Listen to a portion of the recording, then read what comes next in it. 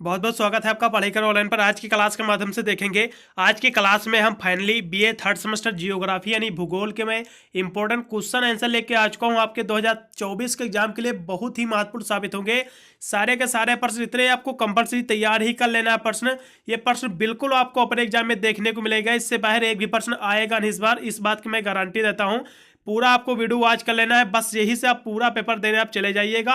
आप पूरा paper solve करके आओगे, एक भी प्रश्न इस बार आपका छूटेगा नहीं। यदि हम पेपर की बात करें तो पेपर का आपका नेम क्या है? पेपर का आपका नाम है environment disaster management and climate change, यानी यदि हम पेपर के हिंदी में नेम की बात करें तो पर्यावरण आपदा प्रबंधन यानी management disaster management and climate change यानी पर्यावरण आपदा प्रबंधन एवं जलवायु परिवर्तन पेपर का नाम है। इसमें कि मैं आज इंपॉर्टेंट क्वेश्चन आंसर कराने का आज प्रयास करूंगा, जो कि कहीं ना कहीं आपके एग्जाम के लिए बहुत ही महत्वपूर्ण साबित होंगे।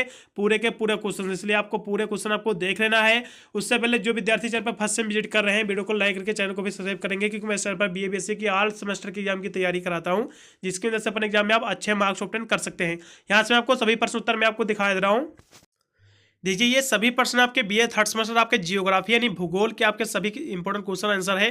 आपको देख लेना है, बहुत ही महत्वपूर्ण साबित होंगे आपके अपने एग्जाम के लिए। यदि इसके हम प्रश्नों की बात करें तो पहला प्रश्न आपको इसमें क्या तैयार करना है कि पर्यावरण का अर्थ क्या होता है। पर्यावरण का अर्थ और उसकी परिभाषा, इट्स वेरी मोस्ट इंपोर्टेंट प्रश्न, काफी बार प्रश्न रिपीट हुआ है, इसलिए सबसे पहले पर्यावरण के हम अर्थ देखेंगे, उसके बाद इसकी हम परिभाषा देखेंगे।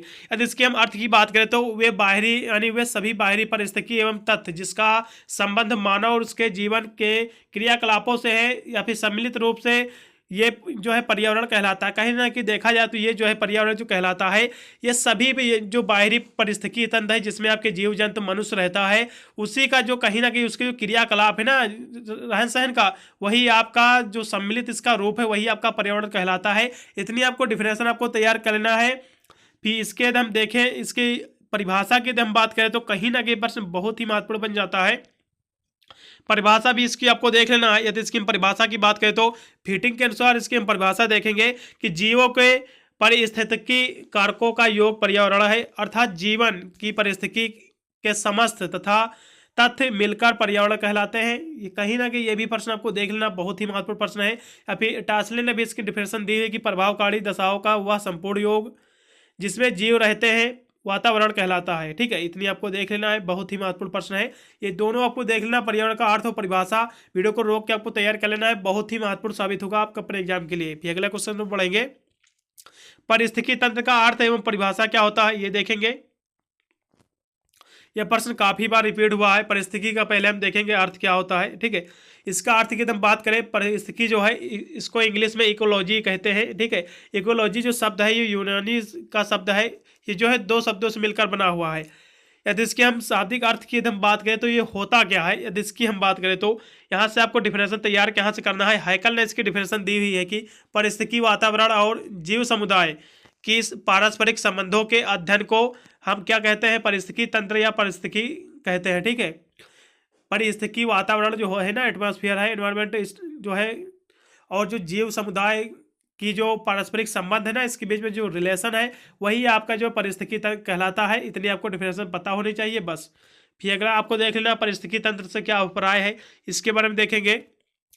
परिस्थिति तंत्र क्या होता है, परिस्थिति कहीं ना कहीं देखा जाए बहुत ही महत्वपूर्ण प्रश्न है। परिस्थिति तंत्र जो है ये क्या है, इसकी परिभाषा तैयार कर लेना है, बहुत ही महत्वपूर्ण है। परिस्थिति तंत्र जो है जैवमंडल का एक छोटा सा नमूना है, अर्थात कई परिस्थिति तंत्रों को मिलाकर एक जैवमंडल बनता है। वास्तव में परिस्थिति तंत्र जो है किसी एक छोटे बड़े स्थान के सभी जीव जंतुओं व उसके भौतिक पर्यावरण के सम्मिलित यानी सम्मिश्रण का योग है। ठीक है, जबकि जैवमंडल संपूर्ण पृथ्वी के सभी जीवधारियों व उसके भौतिक पर्यावरण के सफल योग को दर्शाता है। इतनी आपको देख लेना डिफिनेशन। फिर परिस्थिति तंत्र के यहाँ से डिफिनेशन देखेंगे, एक ही परिभाषा है, कोई भी दिक्कत नहीं, एक ही आपको तैयार करना है इसमें से। फिर आपको टासले ने इसकी परिस्थिति तंत्र की परिभाषा दी हुई है। यदि हम टासले के अनुसार देखें तो ये जो है परिस्थिति तंत्र जो है भौतिक तत्वों का एक विशिष्ट प्रकार है और उसकी रचना जैविक और अजैविक घटकों से होती है।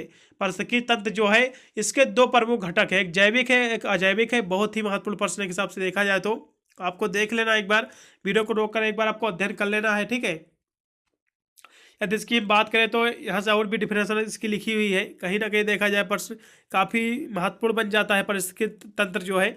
चलेगा, हम टासले की पूरी परिभाषा यहाँ से देखते हैं।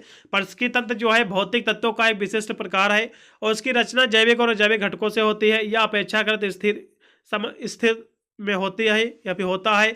यह खुला तंत्र है तथा विभिन्न यानी आकार एवं किस्मों का होता है। इतनी आपको डिफिनेशन तैयार कर लेना है, यही आपको लिख देना है। पारिस्थितिकी तंत्र के जो अजैविक घटक होते हैं, जैविक और जैविक घटक क्या होते हैं, ये आपको देख लेना है।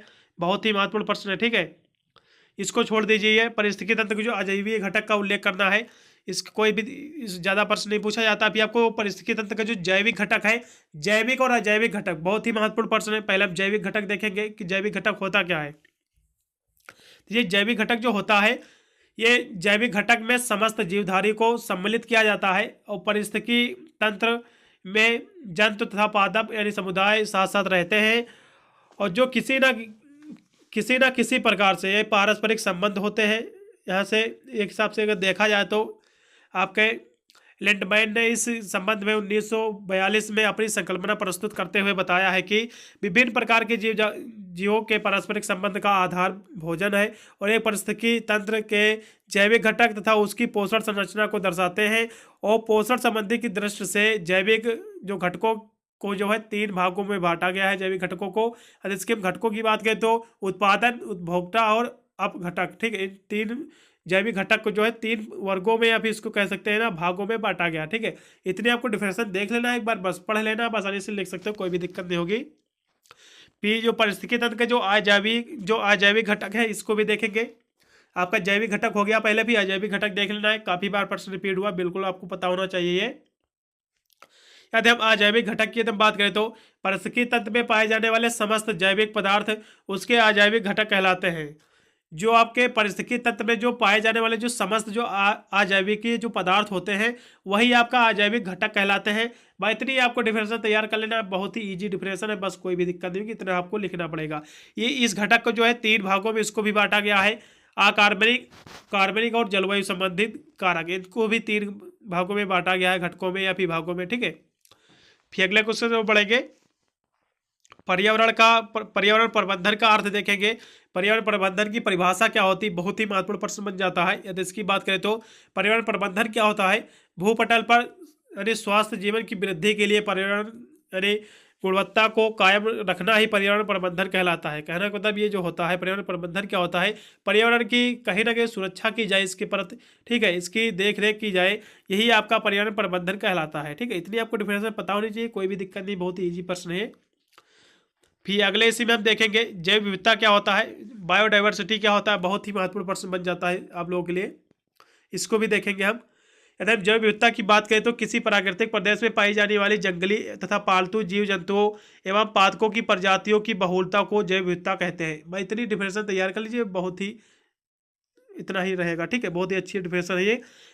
किसी भी प्राकृतिक प्रदेश में पाए जाने वाली जंगली तथा पालतू जो जीव जंतु होते हैं, पादपों की जो प्रजातियां होती है ना, प्रजातियों की जो बहुलता होती है, वही आपकी जैव विविधता कहलाती है। इतनी आपको डिफिनेशन तैयार कर लेना है, बस छोड़ देना इसको, चलेगा। जैव विविधता के बारे में आपको थोड़ा सा और यहाँ से रोक के आपको पढ़ लेना है, क्योंकि कभी कभी लॉग में प्रश्न आपका पूछ लेता है, इसलिए आप एक बार जब पढ़ोगे अध्ययन कर लोगे तो आप आसानी से लिख सकते हो कि इसके अंतर्गत होता क्या है, ठीक है। फिर अगला क्वेश्चन आपका दिया होगा कि भूमंडलीय तापन क्या होता है, जिसे भूमंडलीय ऊष्मन भी कहते हैं, ऊष्मन, ठीक है। ये प्रश्न दो तरह से पूछ सकता है कि भूमंडलीय ऊष्मन क्या होता है या फिर भूमंडलीय तापन। क्वेश्चन का उत्तर एक ही रहेगा। यदि इसके उत्तर की बात करें तो भूमंडलीय तापन से अभिप्राय है भूमंडल पर बढ़ते ताप क्रम से इसका अभिप्राय है, ठीक है। भूमंडल का भूमंडलीय जो है इसका जो तापन है कहीं ना कहीं देखा जाए तो यदि ज़्यादा हो जाएगा तो विश्व की जो है बहुत ही समस्या इसकी बढ़ सकती है पूरे विश्व में। इसलिए भूमंडलीय जो इसकी गुणवत्ता के लिए इसका जो प्रमुख इसकी जो है कहीं ना कहीं देखा जाए जो भूमंडल के जो तापमान का वृद्धि का जो इसका जो मेन कारण है यह है जलवायु का परिवर्तन, ठीक है। इसमें कौन कौन से कारण है, जैसे कि हरित गृह गैसें भी हैं, methane, carbon dioxide, nitrous oxide, ये और आपका क्लोरो जो होता है ना, फ्लोरोकार्बन, ये जो होता है, ये सभी कहीं ना कहीं देखा जाए तो भूमंडलीय तापन के जो इसका जो ताप है ना, इसके क्रम को बढ़ाने का प्रयास करते हैं निरंतर, जो कहीं ना कहीं मानव जीवन के लिए बहुत ही खतरा साबित होगा, ठीक है। इतना आपको लिख देना है, बहुत ही महत्वपूर्ण साबित होगा पूरा का पूरा प्रश्न।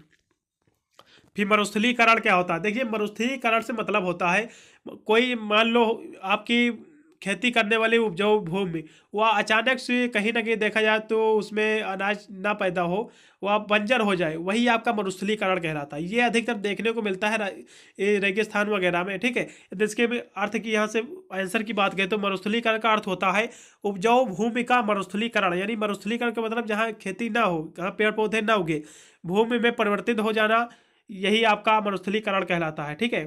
कहीं ना कहीं मानव जीवन को इसके के लिए बहुत ही दुखदायक ये साबित होता है मरुस्थलीकरण। आपको इतना देख लेना है, आप अपने शब्दों में भी आप लिख सकते हो, कोई भी दिक्कत नहीं होगा। फिर खाद्य श्रृंखला क्या होता है, फूड चेन क्या होती है, इसके बारे में हम देखेंगे। ये शॉर्ट नोट काफ़ी बार पूछा भी गया है।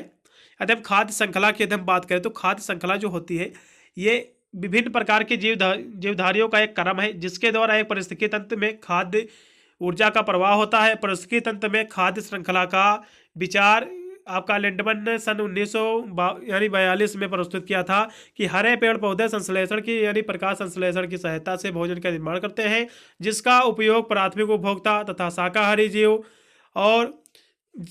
जीव करते हैं। प्राथमिक उपभोक्ता का द्वितीयक उपभोक्ता यानी मांसाहारी एवं तृतीय यानी द्वितीयक उपभोक्ता और द्वितीयक उपभोक्ताओं का तृतीय उपभोक्ता भोजन के रूप में प्रयोग करते हैं, यही खाद्य श्रृंखला कहलाता है। इतनी आपको डिफिनेशन तैयार कर लेना है, बहुत ही महत्वपूर्ण प्रश्न है, ठीक है। फिर भूस्खलन क्या होता है, लैंड स्लाइड क्या होता है, बहुत ही महत्वपूर्ण विषयों का प्रश्न है, इसको भी हम देखेंगे।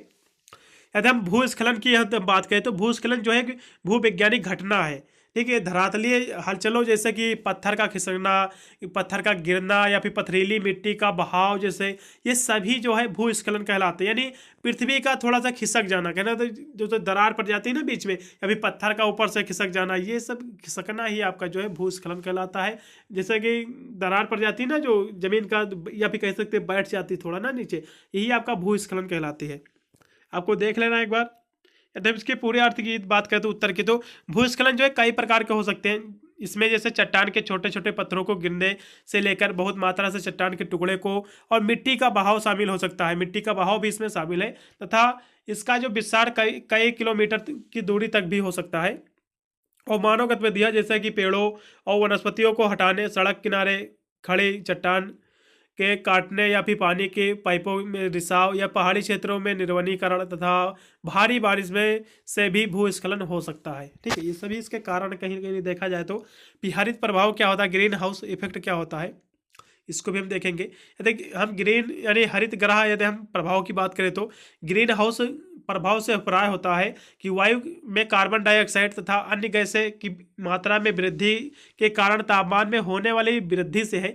ग्रीन हाउस जो है उष्मारोधी दीवारों से निर्मित एक ऐसा पौध घर होता है जिसकी छत कांच या प्लास्टिक से बनी होती है। सूर्य की लघु तरंगें इसमें प्रविष्ट हो जाती है, किंतु दीर्घ तरंगों के रूप में होने वाला विकिरण इस कांच घर से बाहर नहीं हो पाता है, जिससे तापमान जो है बढ़ जाता है। और हमारा वायुमंडल भी ग्रीन हाउस के समान कार्य करता है। वायुमंडल में उपस्थित जो कार्बन डाइऑक्साइड द्वारा तापमान में वृद्धि और वृद्धि के प्रभाव को ग्रीन हाउस इफेक्ट कहा जाता है। एक बार आपको पढ़ लेना है, चलेगा।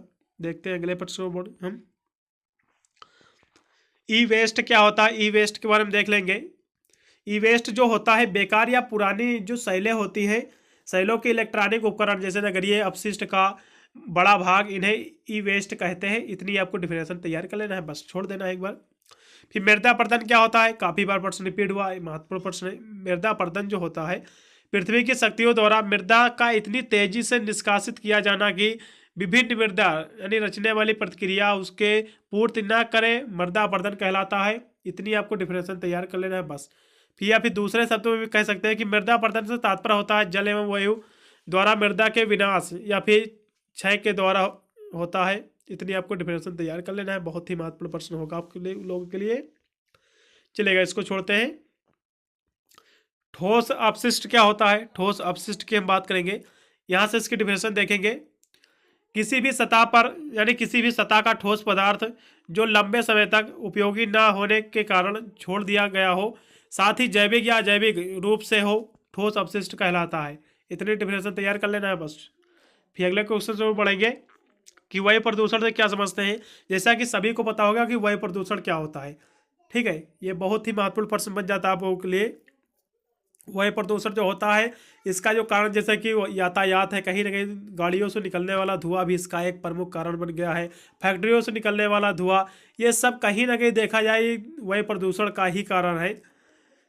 यदि इसके अर्थ की बात करें तो जो है जीवमंडल का जो आधार वायु है, प्रकृति की अनुपम देन है जो सर्वत्र व्याप्त है। वायु में उपस्थित ऑक्सीजन पर ही जीवन निर्भर है और प्राणी और पौधे वायुमंडल के से ऑक्सीजन ग्रहण करते हैं और कार्बन डाइऑक्साइड निष्कासित करते हैं, और जिससे हरे हरे पौधे ग्रहण कर लेते हैं और एक संतुलित चक्र चलता है। किंतु इस संतुलन में उस समय व्यतिक्रम आ जाता है जब उद्योगों, वाहनों एवं जो घरेलू उद्योग जैसे उपयोग करने वाले निकलने वाला धुआं जैसे ये कहीं ना कहीं जो है वह प्रदूषण का एक कारण बन जाता है। ठीक है, आपको देख लेना एक बार इसके बारे में, आशा करता हूँ समझ में आ गया होगा ये भी। वह इसके बारे में आपको वायु प्रदूषण के बारे में यहाँ से भी आपको पढ़ लेना एक बार।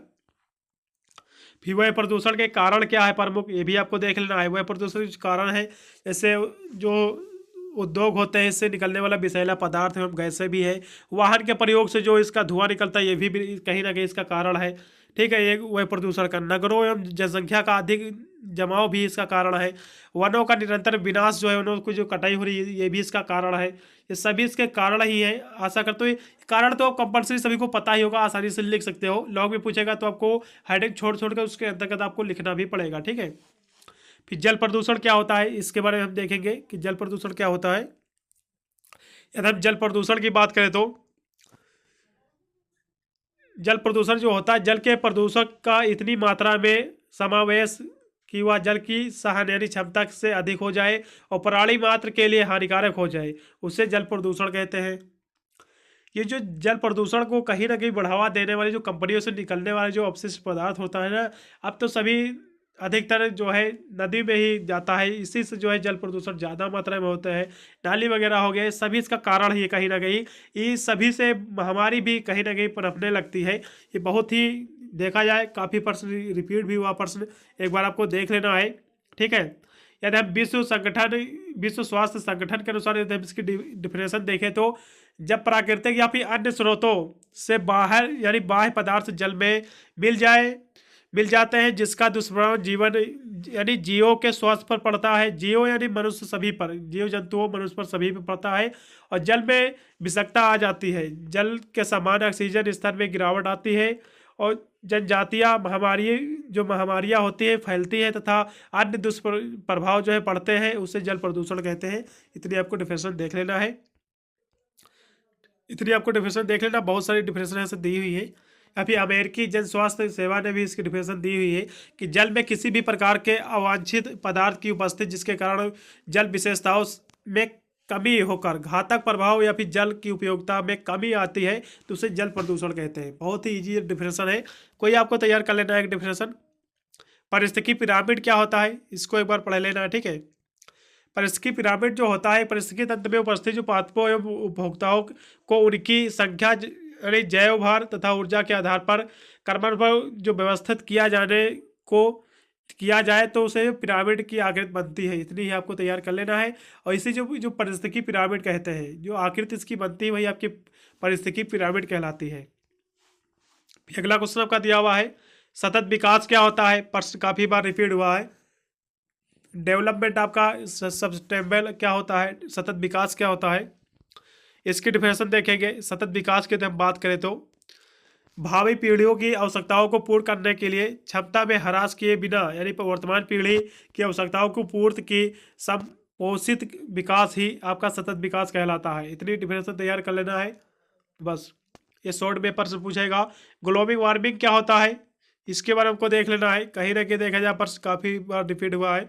ग्लोबल वार्मिंग जो है ये सर्वप्रथम ये प्रयोग इसका जो हुआ था पर्यावरणविद वालेस ने इसका प्रयोग किया हुआ था। ये जो ग्लोबल वार्मिंग से तात्पर्य होता है वैश्विक औसत तापमान में वृद्धि से है। ठीक है, और पिछले कुछ दशकों से पृथ्वी और इसके वायुमंडल का तापमान लगातार बढ़ रहा है और पृथ्वी और इस तापमान वृद्धि का कारण पर्यावरण प्रदूषण के लिए उत्तरदायी जो ग्रीन हाउस गैस है इसका मेन कारण और प्रदूषण भी इसका कारण है। ये सभी गैसें भी कहीं ना कहीं इसको प्रभाव CO2 हो गई, आपकी कार्बन डाइऑक्साइड हो गई, सभी जो गैसें हैं कहीं ना कहीं ग्लोबल वार्मिंग का एक कारण बन रही है जो कहीं ना कहीं पर्यावरण के लिए बहुत ही घातक साबित होगा।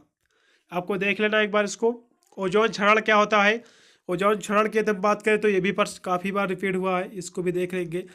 पृथ्वी के समताप मंडल के यानी समताप मंडल में ओजोन की कुल मात्रा के प्रति दशक यानी लगभग 4% की कमी आई है, और जिस कारण पृथ्वी के ध्रुवीय क्षेत्रों के ऊपर समताप मंडल के ओजोन छिद्र की घटना सामने आ रही है। इसका मूल कारण ब्रोमीन, परमाणु क्लोरीन, क्लोरोफ्लोरोकार्बन का युवा नेफ्रॉन है, ये सभी इसके कारण है। ठीक है, एक बार आपको देख लेना। इसके बाद भी आपको ओजोन क्षरण जो है से सूर्य से आने वाली ओजोन क्षरण यदि ये वीक हो गया इतना, तो इससे होगा क्या कि वो जो सूर्य की जो किरणें आएगी ना, तो सीधे आपके ऊपर हमला करेंगे, जो कहीं ना कहीं देखा जाए तो आपकी त्वचा को खराब करेंगे। इससे मानव जीवन कहीं ना कहीं नष्ट हो जाएगा। ठीक है, एक बार आपको देख लेना है। फिर अगला क्वेश्चन आपका दिया हुआ है कि बाघ परियोजना क्या होता है। बाघ परियोजना देखेंगे। प्रोजेक्ट टाइगर क्या होता है, काफ़ी बार प्रश्न रिपीट हुआ है। ये ओजोन क्षरण आपको देख लेना, लास्ट की ये पॉइंट आपको जरूर लिखना है कि ओजोन क्षरण से सूर्य से आने वाली हानिकारक पराबैंगनी किरणें जीव व वनस्पति को हानि पहुंचाती है। ओजोन लेयर ही इस हानिकारक किरण को पृथ्वी पर आने से रोकती है। इस कारण ओजोन परत का संरक्षण आवश्यक है, इसको बचाना आवश्यक है। ठीक है, इतना आपको तैयार कर लेना है बस। यदि हम प्रोजेक्ट टाइगर की बात करें तो बाघ परियोजना की बात करें तो बाघ एक स्वास्थ्य पारिस्थितिकी तंत्र का सूचक होता है, और पारिस्थितिकी संतुलन के लिए बाघों की यानी पर्याप्त संख्या में उपस्थित आवश्यक है। विलुप्त होते बाघों को बचाने के लिए केंद्र सरकार ने देश में 1973 में बाघ परियोजना प्रारंभ की थी, और बाघ परियोजना के अंतर्गत बाघों के संरक्षण के लिए प्रारंभ में 9 बाघ रिजर्व क्षेत्र बनाए गए हैं, जिसमें कि बंदीपुर, आपका कारवेस्ट, कान्हा, मानस, मेलघाट और पालामाऊ, ये सब जो है प्रमुख 9 जो है क्षेत्र बनाए गए थे बाघ के लिए। बाघ परियोजना से मतलब है बाघों की रक्षा करना। ठीक है, बाघ जो होते हैं ना, टाइगर, इसको देख लेना एक बार। आपदा प्रबंधन क्या होता है, ये बहुत ही महत्वपूर्ण प्रश्न बन जाता है, आपके पेपर का नाम ही आपका है डिजास्टर। ठीक है, डिजास्टर मैनेजमेंट बहुत ही महत्वपूर्ण प्रश्न है, इसको भी देखेंगे। आपदा जो होती है कहीं ना कहीं देखा जाए तो आपदा प्रबंधन जो है प्राकृतिक था मानवकृत आपदाओं के दौरान जीवन के यानी संपत्ति की रक्षा करने व आपदा के प्रभाव को कम करने के लिए विशेष तैयारी की प्रक्रिया है। आपदा प्रबंधन सीधे खतरे को खत्म नहीं करता, बल्कि यह योजना बनाकर जोखिम को कम करने में सहायता करता है। ठीक है, आपदा जो है, आपदा की बात करें तो आपदा 2 प्रकार की होती है। ठीक है, एक होती है प्राकृतिक आपदा, एक होती है मानवकृत आपदा। प्राकृतिक आपदा कौन सी होती है, जो प्राकृतिक द्वारा होती है, जैसा कि बाढ़ आ गई, भूकंप आ गया, ज्वालामुखी हो गया, भूस्खलन हो गया, सूखा पड़ गया, तूफान आ गया, सुनामी हो गया, ये सभी जो है प्राकृतिक आपदा है। और मानवकृत आपदा कौन सी है, जो मानव द्वारा निर्मित आपदाएं होती है, वो मानवकृत आपदाएं कहलाती है। जैसा कि इमारत का ढहना, आतंकवादी हमला हो गया, औद्योगिक खतरा, आग लगाना, ये दंगा करना, ये सभी जो है मानवकृत आपदाएं हैं। फिर आपको सूखा आपदा क्या होता है, सूखा और बाढ़ आपदा, ये पढ़ लेना है, देखने को मिलेंगे। ठीक है, यदि इसकी आपदा की बात करें सूखा आपदा की, तो भारत मौसम के अनुसार उस दशा को सूखा कहा जाता है जब किसी क्षेत्र में होने वाली सामान्य वर्षा से वास्तविक वर्षा 75% जो है कम हो। जिस एरिया में जो है जो मौसम के हिसाब से उस क्षेत्र में 75% जो है वर्षा कम हो, तो सूखा आपदा उसे घोषित किया जाता है। इतनी आपको तैयार होना चाहिए बट डिप्रेशन। फिर बाढ़ क्या होती है, ऐसी प्राकृतिक आपदा जो सामान्य यानी अतिवृद्धि के कारण उत्पन्न होती है, बाढ़ कहलाती है। अतिवृद्धि यानी ऐसे बाढ़ जो ज़्यादा मात्रा में हो जाए, बाढ़ वही आपकी कहलाती है अत्यंत। ठीक है, इतनी आपको तैयार कर लेना है, बाढ़ भी आपको डिप्रेशन। फिर नर्मदा बचाओ आंदोलन क्या है, इसके बारे में आपको एक बार पढ़ लेना है थोड़ा सा। ये नर्मदा बचाओ जो आंदोलन है, ये सरदार सरोवर परियोजना तथा नर्मदा सागर परियोजना चल रही है, और इन परियोजनाओं के क्रियान्वयन से पर्यावरण में होने वाली क्षति को रोकने के लिए गांधीवादी समाज सेवी बाबा आर्मटे ने अपनी अनेक साथियों के साथ परियोजना का नर्मदा बचाओ आंदोलन के झंडे तले विरोध किया। और इस परियोजना के संबंध में बंगला पत्रिका यानी संसदा ने गुजरात के तत्कालीन मुख्यमंत्री श्री चिंबर भाई पटेल के साक्षात्कार लिया, और इस साक्षात्कार में उन्होंने कहा कि यह गलत धारणा है और कि जल केवल धनी नगरीय लोगों के लिए है और 2/3 जल ग्रामीण लोगों के लिए, और 32 नगरियों की कुल तुलना में 7334 गाँव को पेयजल उपलब्ध होगा। ये आपको पढ़ लेना है। ये जो कहीं ना कहीं देखा जाए तो पर्यावरण से ही संबंधित है। नर्मदा बचाओ आंदोलन पर्यावरण की सुरक्षा से ही लेकर इसमें किया गया है, इसका आंदोलन के तहत रखा गया है। एक बार देख लेना है बस।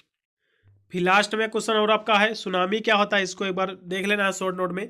सुनामी जो है, सुनामी को समुद्री यानी किस्में यानी तरंगों के नाम से भी जाना जाता है। सुनामी जो होता है ना, जो समुद्र में जो तरंगे क्या होती है, वही आपका सुनामी कहलाता है। कहीं ना बाढ़ की जो तरंगे होती हैं, और ये लंबी समुद्री तरंगों की श्रृंखला या कोई यानी अति ऊंची तरंगे जैसे गहरे महासागर में आती हैं। और ये जो गहरे महासागर में तरंगे ऊंची आती है, फिर जो निचली आती हैं, वही आपकी तरंगे जो है सुनामी कहलाती हैं। ठीक है, एक बार आपको इसका पढ़ लेना है। ये सभी आपके प्रश्न थे जो कहीं ना कहीं आपके एग्जाम के लिए बहुत ही महत्वपूर्ण साबित होंगे।